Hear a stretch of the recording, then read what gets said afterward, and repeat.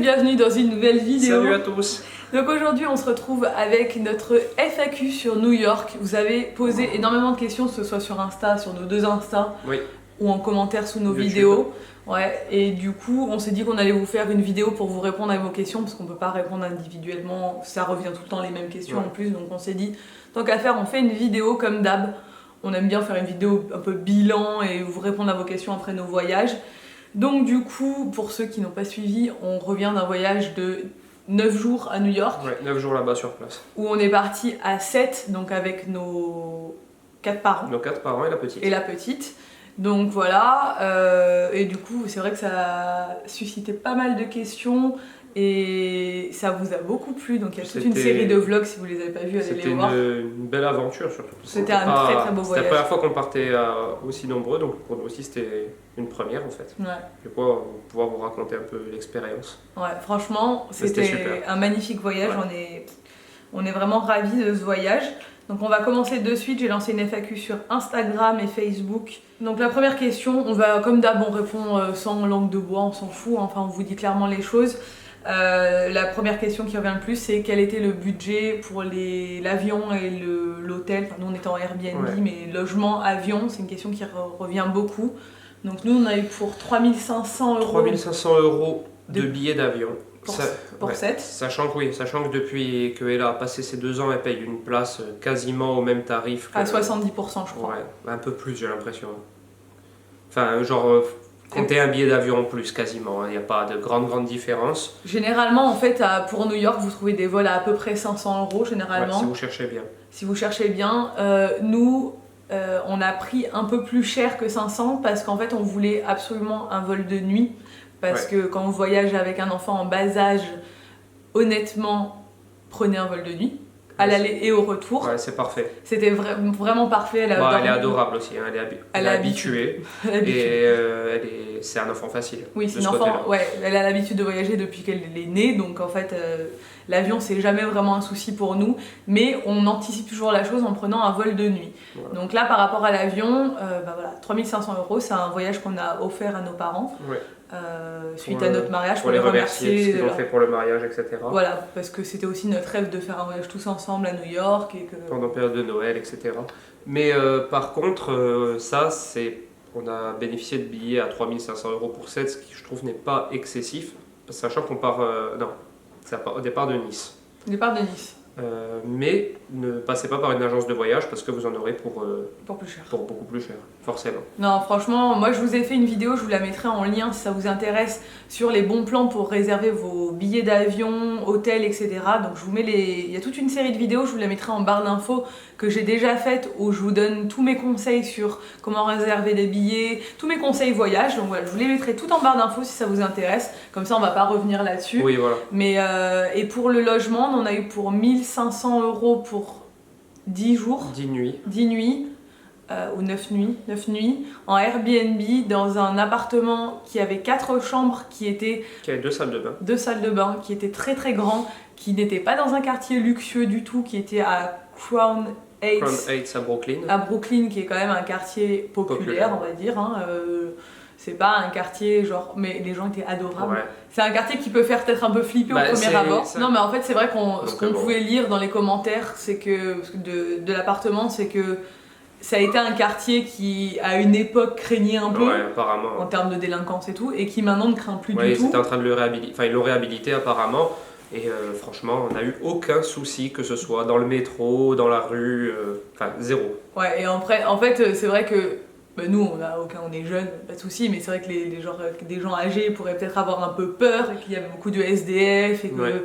C'est pas un quartier riche, quoi. Clairement, c'est pas un quartier riche. Mais nous, on n'est pas riches, donc on s'en fout, quoi. Clairement, c'était. Et puis normal, quoi, on était bien placés du fait qu'on avait une bouche de métro à 3 minutes à pied. Franchement, super. Moi, je vous mettrai le lien du Airbnb où on était dans la barre d'infos parce que franchement, c'était. C'est pas un truc. L'équipement était pas ouf. Hein, d'ailleurs, vous avez pu vous le voir dans les vlogs d'Elissa. Si les lits étaient pas. Les chambres étaient pas magnifiques et tout. Mais franchement pour le prix, c'était correct. Donc voilà, donc 5000 €, on va dire en tout. Ce qui, franchement, pour 7 et par personne, vous faites la moyenne, du coup, c'est pas cher. Ouais, c'est clair. Pardon. Ça fait du 700 € par personne. à peu près, je crois. Enfin bref, c'était pas cher. C'était pas cher, enfin franchement ça va. Bon, après le budget sur place, c'est comme d'habitude, on va vous dire que c'est vraiment en fonction du genre de voyage que vous aimez faire. Ouais. Nous quand on est tous les 2 ou tous les 3, on mange beaucoup au resto. Là à 7 forcément on n'allait pas manger au resto matin, midi et soir, donc on a beaucoup mangé à l'appart. Tous les soirs on a mangé à l'appart. Et les midis on mangeait dehors, donc soit on mangeait un truc vite fait à emporter, mais encore pas tellement, on s'est souvent posé au resto. Le midi on s'est quasiment posé tous les jours. Tous les jours je pense, hein. Même si c'était des fast-food, donc des fois c'était rapide. Ouais, voilà. Après, on prenait un Starbucks dans la rue l'après-midi et le soir on mangeait à la maison, on cuisinait un peu, donc voilà, rien de... Donc après voilà, et en termes de shopping, on est resté dans notre budget, voilà, on n'a pas explosé non plus. Nous on est habitués à faire du shopping en vacances, quand d'autres peut-être font du shopping le reste de l'année, n'achètent rien en vacances, voilà, ça dépend de vous en fait. Il y en a qui disent comment vous avez fait pour partager les dépenses, pour payer les restos, etc. Bah, nous, ce qu'on avait fait, c'était que les parents de Nico nous avaient donné leur argent du budget. Mis de côté, comme ça, nous, on payait avec la carte et mes parents, eux, payaient de leur côté. Ouais. On pouvait payer en plusieurs cartes. On s'arrangeait comme ça. Il n'y a pas vraiment de règles établies. On est en famille, donc bon, on s'en fout. Voilà, les additions, on ne regardait pas qui avait mangé quoi et tout. De manière, chez nous, ça se fait pas trop. Partager la note en 7 et point. Ouais, voilà, nous, encore, ça se fait pas trop de regarder, moi j'ai mangé ceci, toi tu as mangé cela. Il y a beaucoup de gens qui m'ont dit comment vous avez géré le fait qu'Ella soit toute la journée dans la poussette, est-ce qu'elle s'est pas ennuyée, etc.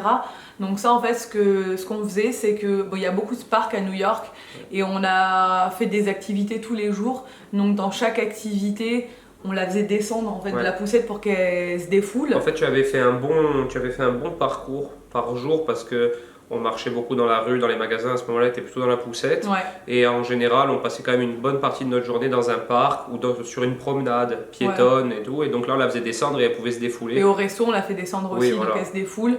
Donc en fait, Puis après, elle était contente d'aller dans sa poussette quand elle était fatiguée. En fait, ça l'a pas dérangé plus que ça. Non, en fait, je pense qu'il faut prévoir des moments dans la journée où les faire descendre la poussette pour se défouler. Donc nous, on a passé pas mal de temps à Central Park.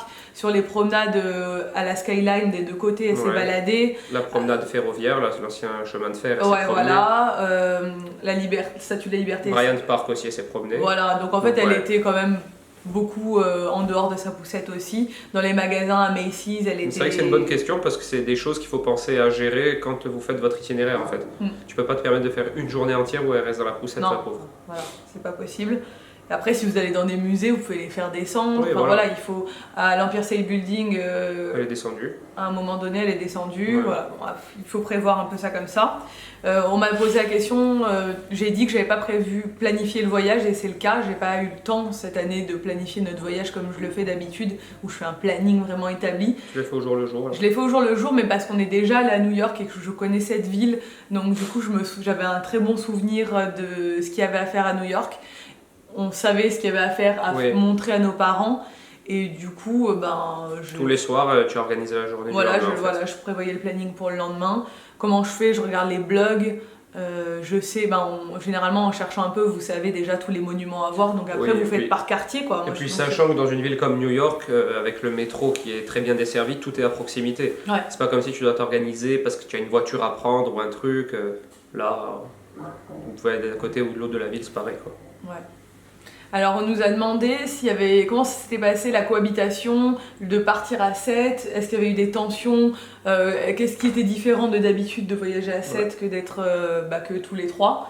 Alors on est parti quand même, avant de partir on s'est dit, il va sûrement y avoir des jours où, ce qui est normal, hein, certaines personnes vont être plus fatiguées que d'autres, certaines vont avoir envie de faire certaines activités par rapport à d'autres, etc. On était parti avec un a priori en se disant il va falloir que nous on s'adapte parce qu'on connaît New York et surtout pour faire découvrir à nos parents, donc on va faire des efforts d'adaptation vis-à-vis d'eux. Mais en fait, on était très très agréablement surpris. Honnêtement, c'est vraiment la réussite de ce séjour, c'est que personne ne s'est plaint à aucun moment. Ouais, personne n'a été fatigué, tout le monde a suivi, on a marché minimum 10 km par jour. On aurait dit qu'on était entre jeunes, ils ne sont pas vieux nos parents, mais on aurait dit vraiment qu'on était partis entre... Non, mais on avait un peu peur parce que le père de Nico, il a jamais voyagé, donc on s'est dit peut-être qu'au bout de quelques jours, il en aura marre, il voudra rentrer, parce que c'est vraiment l'opposé de sa vie. De ce qu'il fait au quotidien. Voilà. Et de ce qu'il aime en plus habituellement. Voilà, on savait pas, il connaissait pas ce genre de voyage, donc on savait pas si ça allait lui plaire. Après, ma mère, elle a un problème au genou. Ouais. Ma mère, elle a eu un accident de moto quand elle était très jeune, son genou a été complètement reconstitué et tout, et souvent, quand elle force un peu dessus, il a tendance à gonfler. Donc on s'était dit, on pourra pas marcher beaucoup. Ouais. Et au final. Et moi, mes parents, pareil, je me disais peut-être qu'ils vont être fatigués et tout, et en fait, pas du tout. Mais pas du tout, ils ont été, mais comme nous, quoi, à fond. Il n'y a pas eu une tension de tout le séjour. Et il n'y a pas eu une plainte. Pas eu une plainte. Il n'y a pas eu. Pas eu un reproche, une remarque, rien. Bon, ils sont trop gentils, nos parents. Bon, puis ils sont trop gentils, puis ils ont vraiment apprécié le moment aussi, parce que. Non, puis ils ont adoré, quoi. Ouais, ils ont adoré New York, et puis je sais pas, il y avait une bonne ambiance tout au long du séjour, il n'y a jamais rien eu qui a fait que ça a pu atteindre cette ambiance. Donc, ouais, franchement, c'était. La petite, elle a été adorable. On était du coup 6 pour la gérer, donc ça aussi fait. Ouais, c'était bien pour nous. C'est bien pour nous aussi. Parce que franchement, on a pu se reposer. Quand on part à 3, quand on est parti au Texas et en Louisiane, on s'est aperçu que des fois, c'était fatigant quand même de gérer la petite. Surtout qu'elle a été malade, etc. Surtout que moi, en fait, j'arrête pas de travailler quand on est en vacances. Donc, parce que je continue à faire du daily vlog, je gérais la boutique à distance, même si Gaël a pris beaucoup le relais, mais il y a toujours des choses à gérer. J'ai pas arrêté de bosser, en fait. Et du coup, le fait qu'il y ait nos parents, ça permettait, moi qui supporte pas le décalage horaire, de pouvoir me reposer en rentrant. Ma mère ou la mère de Nico, elle lui donnait le bain, des trucs comme ça, et franchement, c'était appréciable. Il faisait à manger, franchement, c'était bien. Non, honnêtement, on pouvait pas rêver mieux que ce qui s'est passé pour ce voyage à 7. Ça a comblé tout le monde, en fait, ce voyage. C'était vraiment top. On nous a demandé aussi ce qu'on recommande comme visite à New York à cette période de l'année et avec un enfant. Vas-y, commence toi. À New York, à Noël, Central Park évidemment. Bryant Park, c'était une belle découverte. Moi, mon coup de cœur, c'était Bryant Park. Le marché de Noël. Le marché de Noël de Bryant Park, parce qu'en fait, c'est un tout petit parc au final. Ouais. C'est même pas un parc, c'est une petite place. Ouais. Une petite place entre les buildings, entourée de buildings, où ils ont installé donc pour Noël un marché de Noël donc avec des chalets, une patinoire, un grand sapin. Il y a des haut-parleurs qui diffusent de la musique de Noël toute la journée. Vous pouvez boire du cidre chaud. Moi, mon coup de cœur, c'est Bryant Park. Après, moi, peu importe la saison et le jour de l'année, je recommande toujours aux gens de monter en haut de l'Empire State Building parce que je trouve que c'est des plus belles vues qu'on peut avoir au monde, peut-être. Ça doit être dans les 10 plus belles vues du monde niveau ville, quoi. Parce que il domine tout New York et c'est à perte de vue et de nuit, c'est magnifique. Donc ça, je le recommande peu importe la saison. Voilà, ça, c'est mes deux recommandations.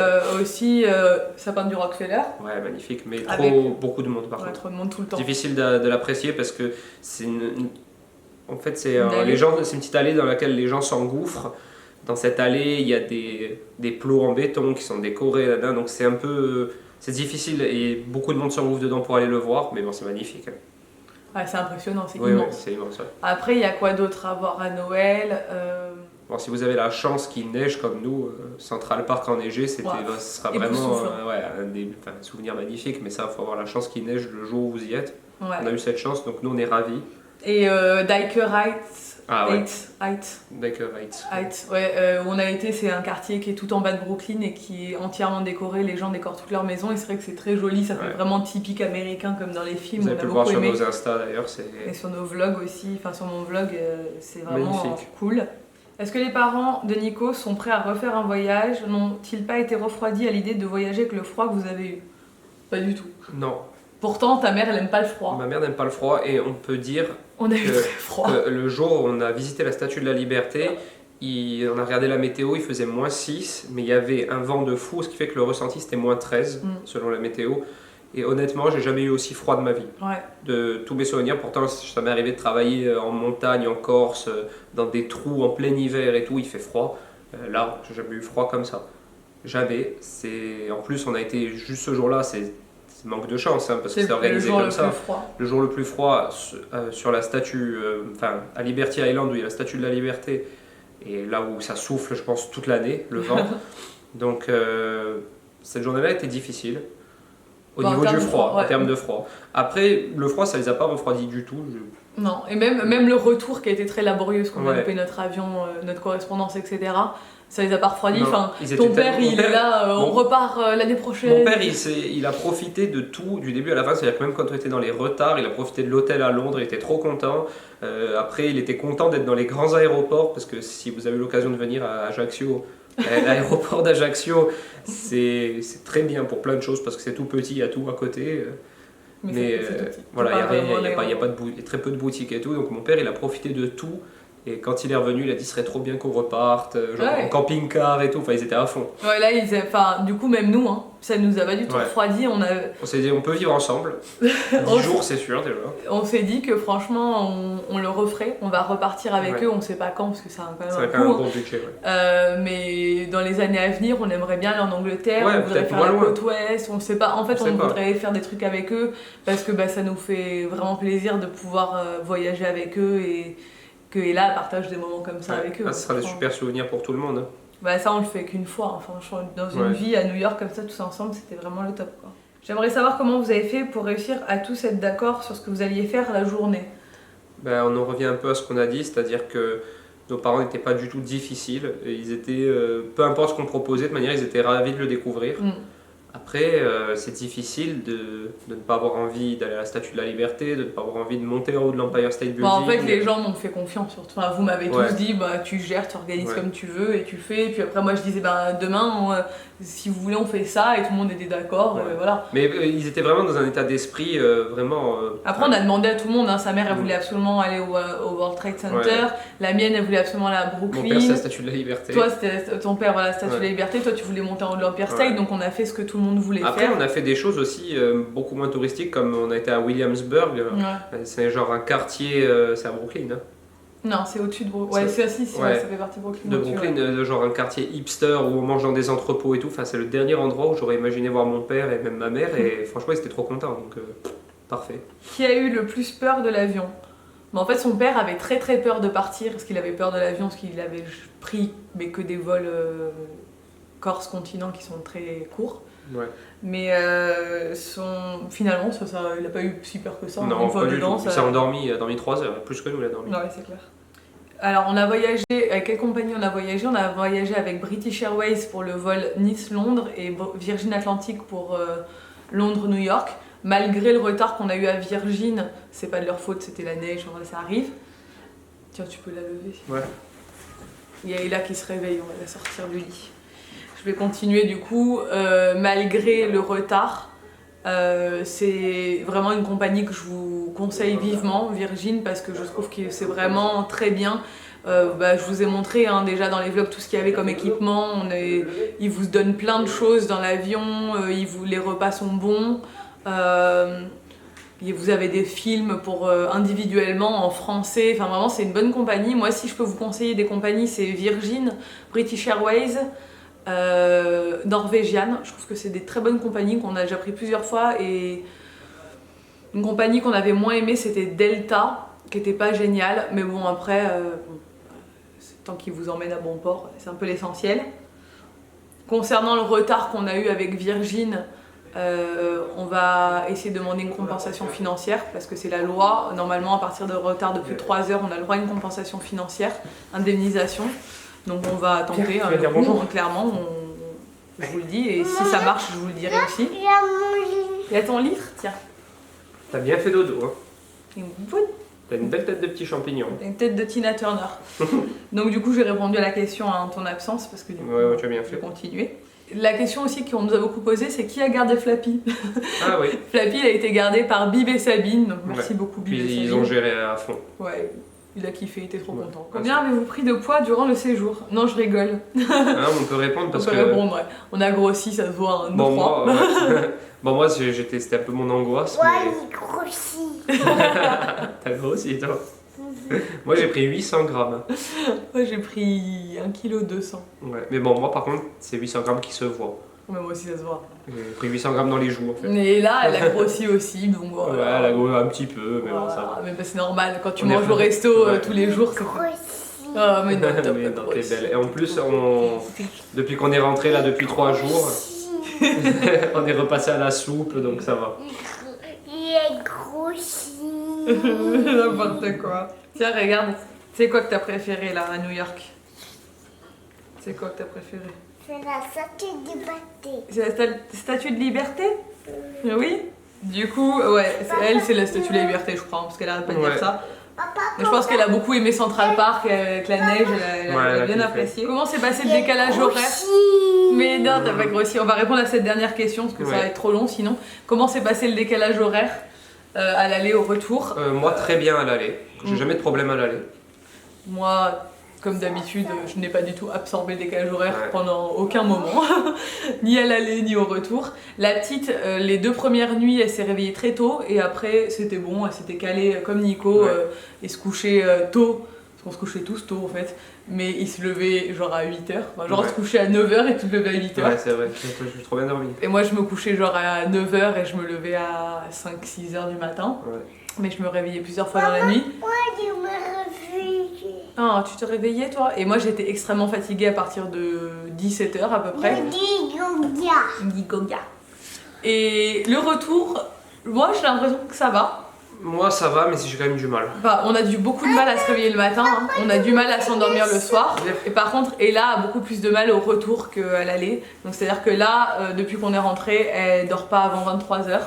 Elle a du mal à se réveiller le matin. Nous on a du mal à se réveiller le matin. Nous on a beaucoup de mal à se réveiller le matin, on se lève à 9h, alors que moi normalement à 6h je suis debout, mais là c'est impossible, j'ai l'impression qu'on est au milieu de la nuit.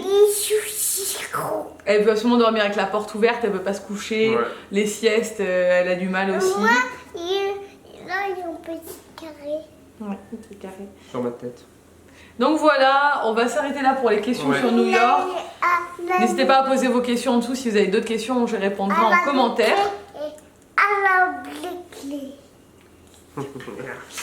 Donc j'espère que cette vidéo vous a plu, si c'est le cas n'hésitez pas à la liker, à la commenter et à vous abonner à ma chaîne et à celle de Nikook qui est ici présent et Nikook. Et on vous dit à très bientôt dans une nouvelle vidéo. Ciao.